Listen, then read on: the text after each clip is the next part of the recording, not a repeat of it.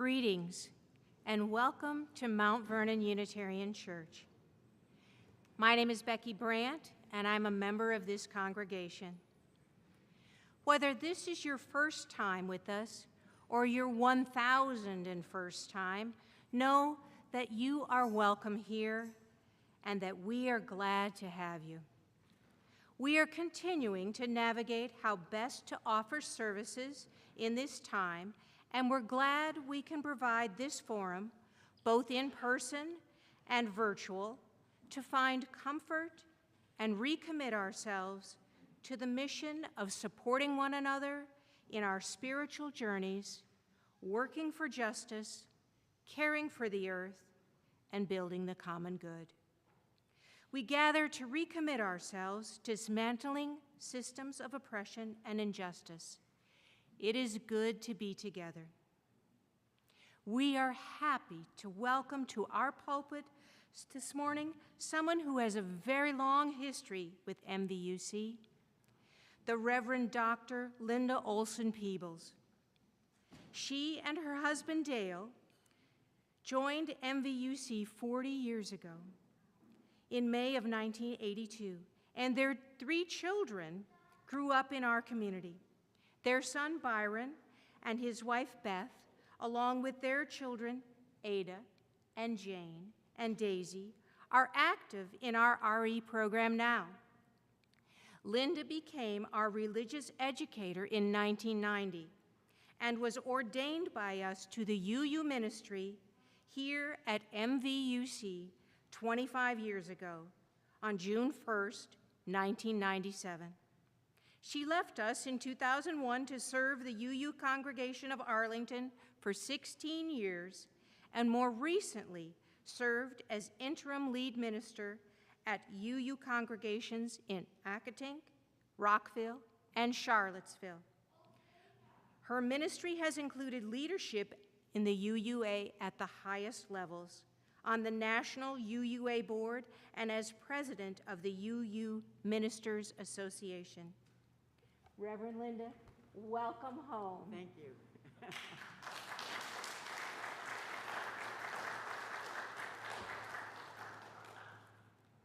I invite you now to take a deep breath and enter into our time of worship as we listen to this introit by our guest musician, Tom Teasley.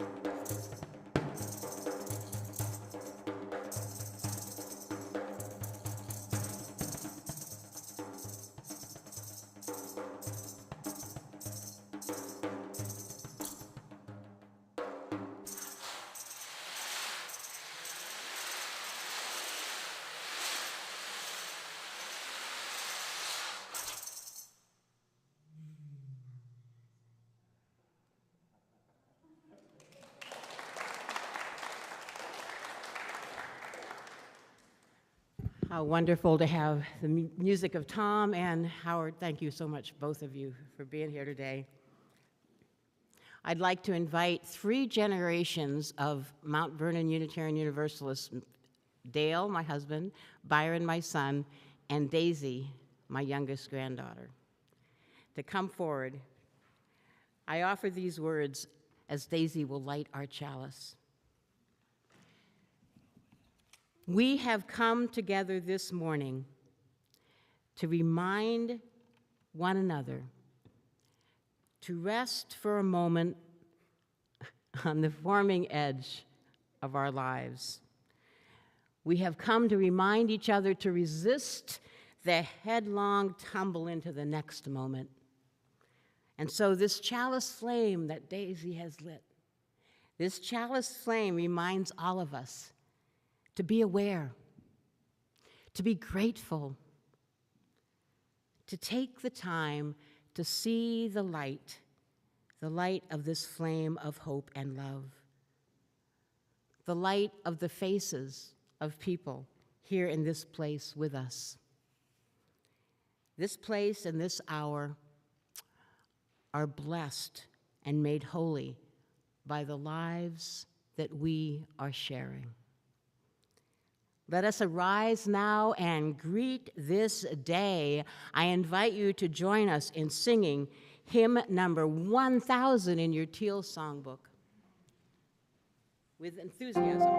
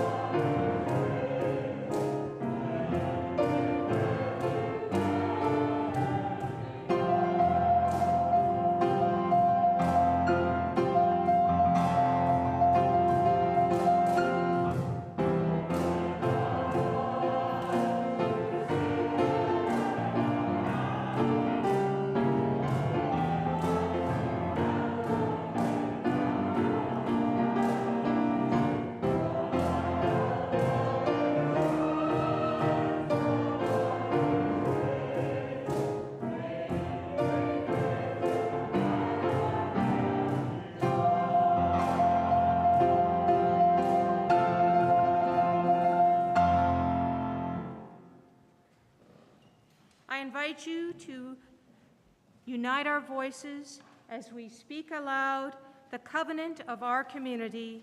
These words are both known within our heart and are in your order of service. Love is the teaching of this church. The quest of truth is its daily task, and service is its prayer. To dwell together in peace, to seek knowledge in freedom, to serve life in community, to the end that all souls shall grow in harmony. This is our covenant with each and with all.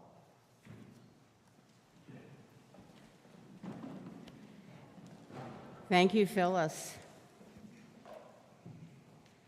So I have a little story I would like to tell you. I've been telling this story on the first weekend of August for probably 40 years. And I brought a gift for anybody who would like, well, not for anybody, I've only brought 5, so.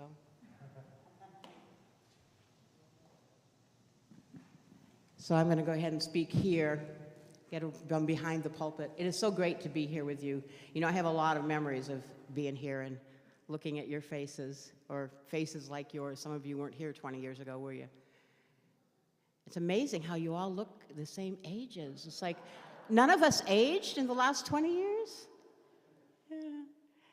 So this is a real-life story that I tell on the first weekend of August every year. It's a story of hope and peace and love. And it's based on the life of a real child who lived more than 70 years ago. And I've brought a bunch of these white paper cranes. They're made out of paper. They're folded like, have you ever heard of origami? I had my daughter-in-law make these because I don't do origami, but she does a beautiful job. They're white paper cranes. So every August, this story comes to my mind again. It's a story of a little girl named Sadaka, and she was real, and she lived in Japan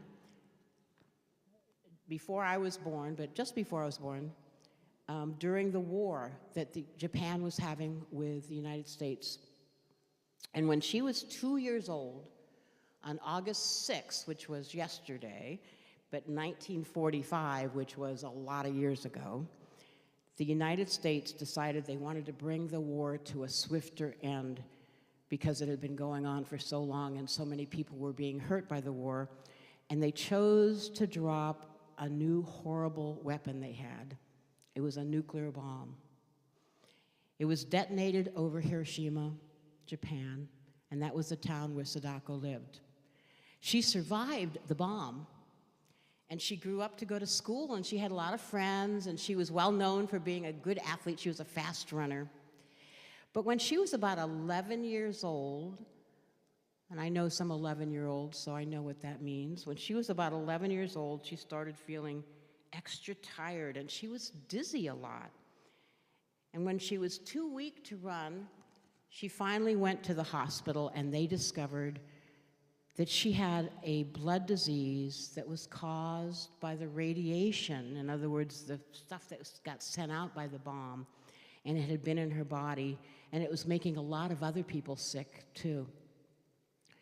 Now, while she was in the hospital, Sadako's best friends brought her some paper, all sorts of different colors of paper, and they showed her how to fold a paper crane.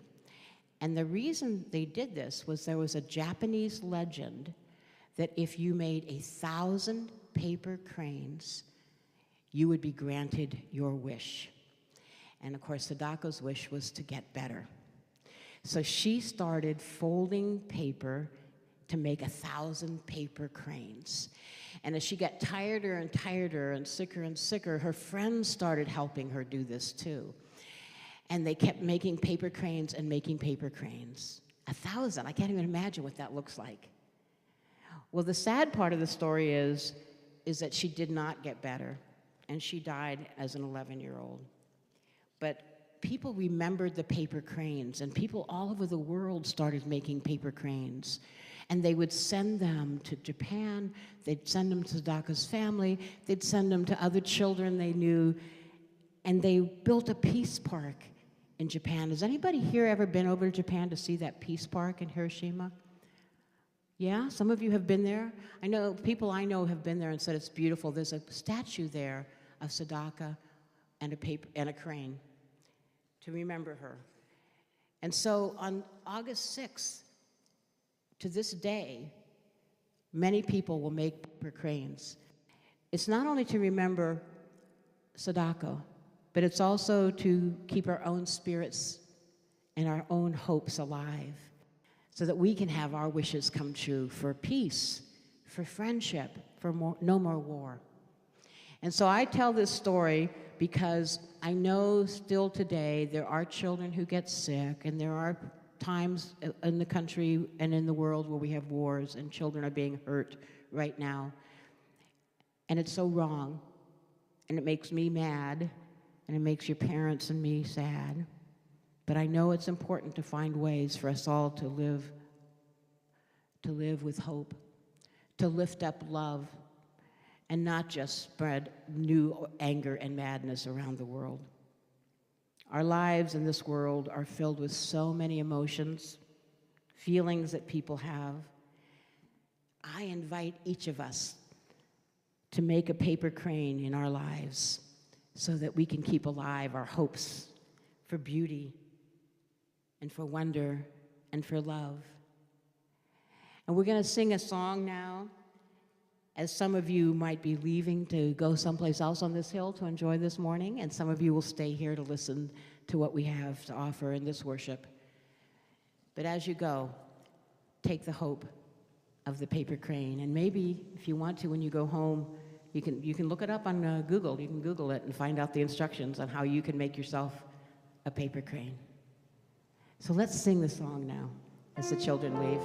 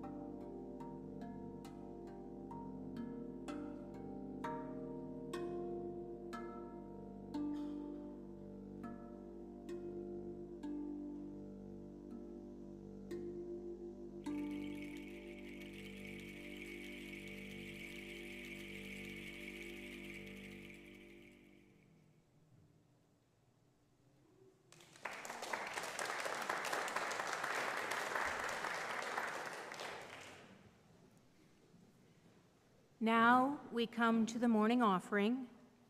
Each week we share the plate with a charitable organization that you, our members, have chosen. During the first 2 weeks of August, our offering is being shared with Together We Bake. Together We Bake is a second chance job training program for women transitioning out of prison, facing long-term unemployment or experiencing homelessness. Together We Bake's mission is to help women gain self-confidence, transferable workforce skills, and invaluable hands-on experience which will allow them to find sustainable employment and move towards self-sufficiency. Together We Bake shares MVUC's values of justice, equity, and compassion, and works to make those values a reality for women who need our help. We are a community that invites spiritual and material generosity from our members and friends. I invite this gathered community to offer whatever you are most comfortable with in spirit and financial generosity for the mission of our church community. If you would like to write a check for the offering, please make it to MVUC and in the memo line indicate how you would like it to be used. You can also go to our website and give directly. We are so grateful for your donation. At this time, if you'd like to light a candle or joy or concern during the offertory, you're welcome to do so. Would the ushers please come forward?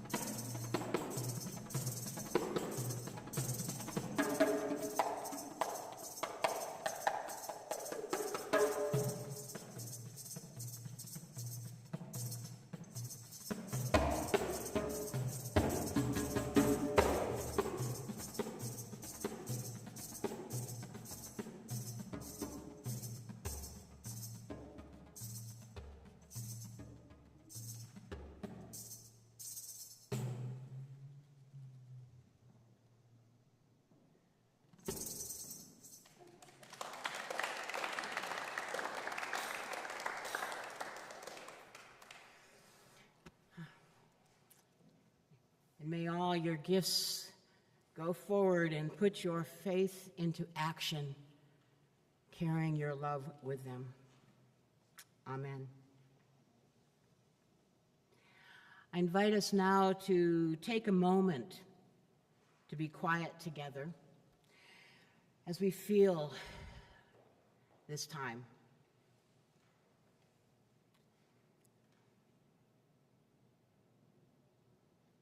How shall we be present to this moment, this place? We feel the seat beneath us, the floor supporting us, and we remember that wherever we are is holy ground. Holy ground holding us. And we reach up to the sky with our thoughts, with our eyes, with our hands, and we sense the atmosphere and the universe. And we remember we are a part of a mystery, vast and expansive. And we catch one another's eyes, exchange smiles, offer consoling tears, remembering that we need one another, remembering that we are part of one human family. And we listen to one another's words, and we join our voices as we sing. And we remember that each of us has a gift to offer to one another and to the world.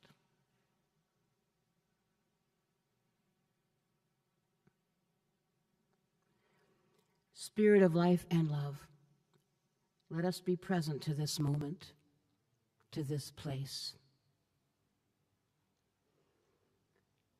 Comfort the worries afflicting us. Offer balm to those of us grieving.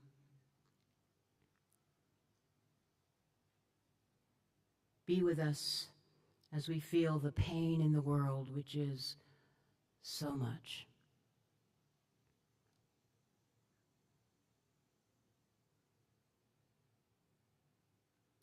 And may we feel the peace and the joy that love and gratitude can offer us as a healing balm for our hurts. May we find peace in the seasons, growing, evolving, changing, in the music of the spheres. And may the gratitude that we have for the times and the people who have brought us smiles and compassion, may that gratitude fill our beings.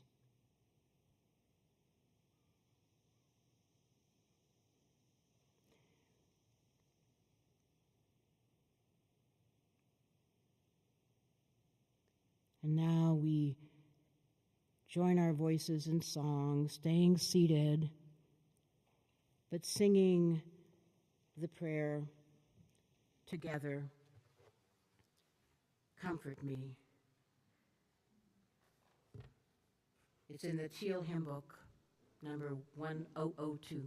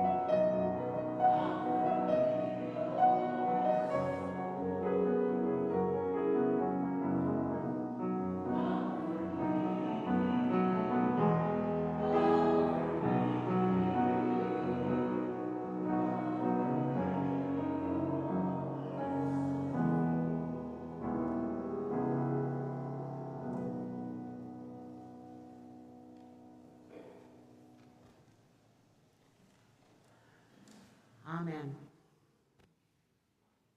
Amen. Any of you say amen? Amen. It is so good to be here. And thank you to Becky Brandt and to Linda Davidson for helping me be ready to be here. Thank you to Reverend Christian for granting me the privilege of this pulpit that I used to be in many years ago. I was just a teenager, for those of you who don't know. I was very young. It's really good to be back. And I was invited here by Sally Hanrahan. Any of you know Sally? Yeah? Well, Sally, when she emailed me, she invited me, and she said she wasn't sure if I'd remember her because she had just been a little girl when I had been here. And she wondered, could I remember her, but she wanted to remind me that, we had, and I go, of course, Sally. I had to laugh because not only did I remember her, her voice is on a CD that I produced here in this sanctuary using that piano and recording with children's voices and my voices and other instrumentalists on it. So I remember Sally very well, and I remember so many other people that I've met in this congregation over the years. Each person that I have met here has taught me so much, has taught me things I needed to learn. And so I am so grateful. And for those of you who were not here then, I want to just say when I speak about this congregation, I include those of you who have come since, because of course you're part of this ongoing stream, this legacy that has started far before I got here, started in the 1950s here. But of course, Unitarian Universalism started in the 1540s. And so you've been a part of this. My heart is filled with gratitude to so many MVUC people. Whenever I come up to this hill, I remember the saints who have left us. Many of their names are on your memorial walk. This window was designed, created by one of them. And there are others that I think about who are still living, but who maybe are not involved here anymore, either because of their inability to make it to the hill or because they've moved away. But I think of them, and I feel their presence here. And of course, I feel the presence of all those children and youth who inspired me. I'm looking at some of their parents here who have since grown up and moved away and are carrying forth the values of love and justice and the importance of human connection. So my heart is filled with gratitude and happy memories, and I hope you will forgive me for touching on something that's maybe a little painful, but I need to. I want to say that some of the most important teachings that I learned from MVUC were not just the happy lessons. Some of the teachings came from the wounds, the hurts, the mistakes. Mistakes that were made by me, mistakes that were made by members and leaders of the congregation. And I gotta say, there's an old saying, and it's really true, that we tend to be most hurt by those we love the most. Now, I left this congregation because of an invitation to serve the Unitarian Universalists in Arlington, and it was a good decision to move forward from the place that had raised me up, trained me, and grew me. But at the time, it was also a decision that was made not so much because I wanted to move on, I did not want to leave you, but because there was a conflict here, and people were misbehaving, and I could not find a way to be the minister in what felt like a pretty toxic environment at the time. Now, some of you were here and know what I'm talking about. Some of you have not a clue. Some of you weren't here. So not so important what the details were, but that it was going on. And I wish I could have found a way to remain to help my beloved friends through the hard times, but I am pretty sure that at that time I was not up for it. And so I moved on, grateful for all I had received from you. And over the years, as I've reflected back, I have come to love you. I have come to love you more than I regretted how it ended. So believe that. And I have come to forgive myself for being unable to help you. And I have come to forgive the people who caused the pain, or those who watched what was unfolding and didn't know what to do about it.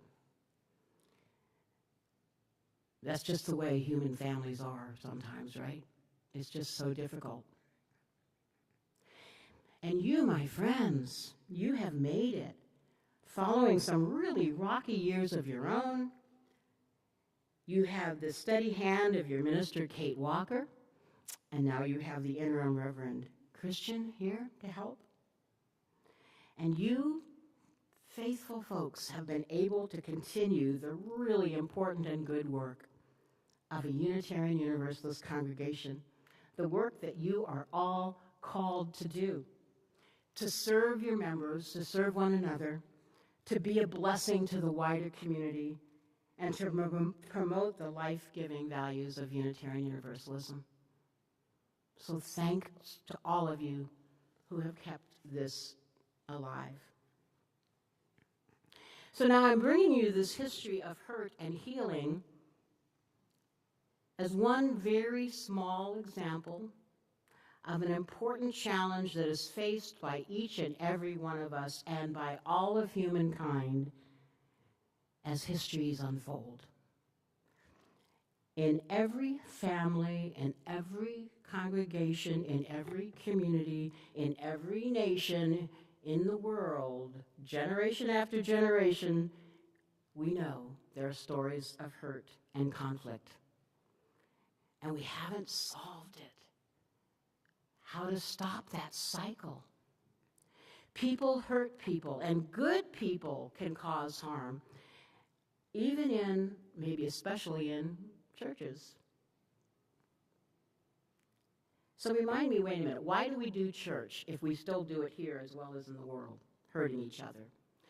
And I would say this is the reason why it's so important. And something I've been preaching is people keep talking about how the end of, it's the end of organized religion, that you got to find spirituality someplace else. But congregations can offer us a place to support each other and a place to find good people to share lives with, people who we get to know and who get to know us, good people who can comfort us in sorrow and celebrate with us in joy, and good people to join us as we struggle with this difficult thing of how do you live in a harming world? How do we counter the negative parts of life? How do we resist the forces of evil? Hatred, bigotry, poverty, greed, war, violence. All of us need all of us to make it, to cast any light in the dark times, to lift up love in the face of the really awful things in life. And I believe a congregation that covenants with each other can help each other do this. Back in the 1950s, the minister who helped found this congregation, A. Powell Davies, was at All Souls in downtown D.C., and he once said that churches are a place to grow a soul. I would say churches are a place to practice how to be human. And that includes how to deal with pain and suffering, and how to both acknowledge your grief but also not let it trap you, how to heal and how to reconcile. In this era,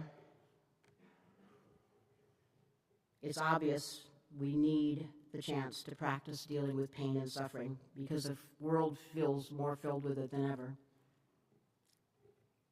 In this time of war and racism, fire and flood, the very meaning of truth being attacked. Now, of course, any student of history knows that the story of humankind has always been a story filled with pain and harm. I mean, after all, that's what the whole Hebrew Scriptures are about, right? And they're ancient. And every religion has ancient scriptures that talk about the struggle with good and evil.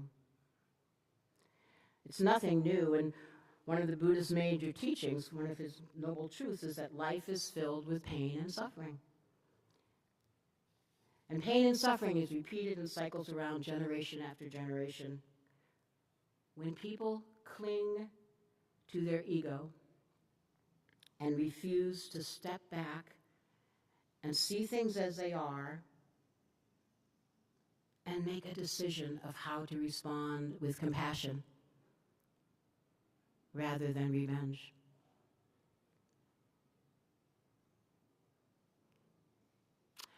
All my life, I have meditated on the events of August 1945. Maybe it's because of when I was born. Our nation was still kind of reeling from it.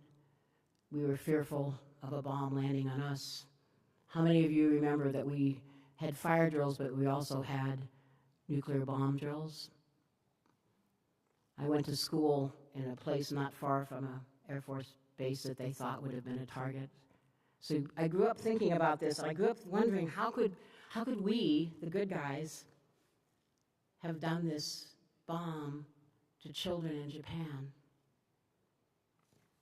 I grew up wondering about that, and every August I think about it, because a lot of people don't think about it anymore, but I do. Even though I know it's being repeated over and over in history, that one keeps staying with me. It was my childhood wondering. People tell me, well, it was a good thing we did it because there would have been more suffering if we hadn't dropped the bomb and ended the war then. I don't know if that's true. I'm not debating whether or not we should have, but rather that we did. And the interesting thing to me now as I ponder is that here we were during the war, they were doing all these horrible things to us. We were interning, putting into prison camps American citizens who were of Japanese descent. We were being really mean to each other. And then in the years since, every year U.S. invites Japanese diplomats to come to our beautiful tidal basin for the Cherry Blossom Festival, cherry blossom trees that were planted by the Japanese more than 100 years ago. And the paper crane story, telling a story of how you can bring beauty to a really ugly situation, a tragedy. And A. Powell Davies, who was minister of All Souls in those post-war years, he had the children of his congregation mail art supplies to the children of Hiroshima and Nagasaki so that they could have something to do with their lives as they were rebuilding. And those children in Japan drew beautiful pictures and sent them back to the children of All Souls. In fact, All Souls Unitarian has archived them and puts them out for displays. If you've never seen it, you should look it up. You can Google it and see some of them. And the interesting thing to me is every single one of those pictures, they weren't of planes flying over and dropping bombs. They're pictures of beauty, of flowers, of rainbows, of birds, of children holding hands. Those children could thank the children in D.C. and give them back some beauty after all that war and destruction. Now, so can such beauty come from reconciling other horrific evils and pain? What does it take? I think about our nation's history of genocide with Native people and enslavement with Black people and violence from Jim Crow that continues. And I remember one a pastor in the Black community saying once to me that racial reconciliation in America isn't possible because reconciliation implies that there was once a relationship that needs to be restored. He says that African Americans were never reconciled with their white owners, so how can they be reconciled? And that statement reveals to me just how deep and difficult and complicated it is to ever fix what was broken that badly. and is continually being broken generation after generation. So reconciliation is not something easy that it's just a nice word and you do it. It means coming to grips with the pain, whether it's reconciling in your own personal life or in societal life, and understanding, untangling how complicated it is. You just have to look at some of these long conflicts and realize there's no easy answer to understand the challenge of it. But it's essential if we ever want to be able to break the chains, the cycles of hurt, and bring beauty to the world. Reconciliation requires 3 R's. First, recognition. In other words, owning up, honestly saying what was hurt, what was the hurt, and having people believe it. Repentance, and repentance meaning truly saying, I'm sorry, and then meaning it, not just, I'm sorry, you'll forgive me, but really offering. And the third thing is repair. People talk about reparations. What does it take to repair a relationship? You know, the Pope just was visiting the Canadian Native people, and he offered apology, but people are not sure yet. Is there going to be some sort of other kind of repair of what was done to all those children that were stolen from their families?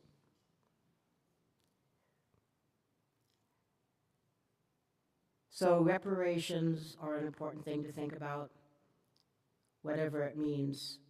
And of course, the decision of what will help heal comes from listening to the harmed, which means you have to go back to that first one and really listen and recognize when somebody tells you they've been hurt, believe them. Don't make excuses for it. Don't diminish it. Say, that was hurt. And what can we do? And that's the way, I think, to reconciliation, is to listen to the harmed person, to be sorry that harm was caused, and then to have enough empathy to not make it about yourself, but to say, and what could be done to make you feel a little repaired? Having an open heart and not trying to control the situation. What can I do to help? What can we do to help? Sometimes for some people it's just enough to hear somebody say, we were wrong, we're sorry, and we love you. That's enough. Other people need, we were wrong, we're sorry, and we will change the law so it doesn't happen again to anybody else. Or we'll tear down the monuments to evil people.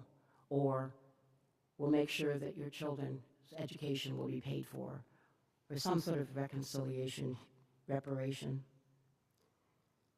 But you know, sometimes it might take generations before you can get to that honest place where you can say that. And so whether it's in personal small ways with grudges in your own family, or societal ways, what can we do when we're feeling this much pain and hurt, or when we're aware somebody else is feeling pain and hurt, and we want to offer them a way to healing and reconciliation? This is a ministry, my friends. A ministry to yourself, to one another, to the world. And all of us need all of us to carry it out. And I think that's one of the most important things that a faith community can offer to the world now, to be a place where we practice, stumble, fall, practice again, and create models for healing within ourselves, but also in our communities. All these thoughts came to me because of the Hiroshima anniversary, but also being back here where I have so many different memories and feelings. And I just want to say that I am grateful to be here for a place that welcomed me. I remember still a conversation with Saul Barron. Everybody remember Saul Barron? And Sally Joy Dominguez at the time. Remember Sally Joy? When I was a young, barefoot, long-haired mom with a baby on my hip, inviting Dale and me to be a part of this community to navigate the storms of life with all these other folks that we didn't know, but who said, "You're welcome." And so remember that you all are a part of this community that offers to one another hope and healing in a hurting world. And in spite of how much some of you may have been hurt by your families, by one another, or by the world, and in spite of the pain that each of us does inflict on others, we don't mean to, but we do it. I want you to know that each of you has the power to offer truth and healing and reconciliation. You have that. As simple as a word, sorry, a feeling of empathy, a reaching out. And my prayer for each of you and for this congregation is that you will keep showing up and that you will keep discovering, no matter how difficult it is, there is a holiness in your being. There is a holiness in your being together.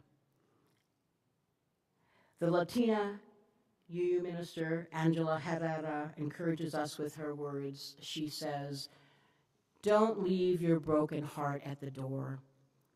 Bring it to the altar of life. Don't leave your anger. It has high standards and the world needs vision. And bring them with you, and your joy and your passion. Bring your loving and your courage and your conviction. Bring your need for healing and your powers to heal. There is work to do. And you have all that you need to do it, right here in this congregation. So my friends, believe in yourself and believe in the power of love. And remember that you are loved. You are held by a large love that won't let you go. And my own love that I give to you, and thank you for your love for me. So there's a hymn in the gray songbook that's going to be the last of this homily, this sermon. It's number 95, is that right? There is more love. Let's sing it like we believe it.